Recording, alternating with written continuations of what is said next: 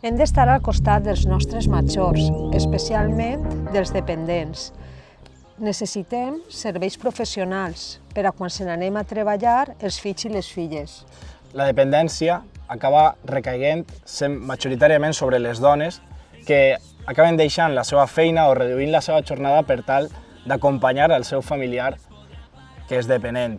Per tant, des del servei públic hem de generar un centre de dia que li doni servei a aquestes famílies.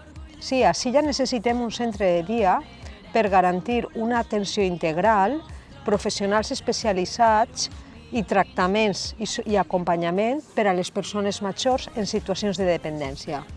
Un centre de dia és generar un servei públic amb professionals que atenguen els nostres familiars dependents i que al mateix temps facilite que la persona que li acompanya no tinga que deixar la seva feina ni reduir la seva jornada.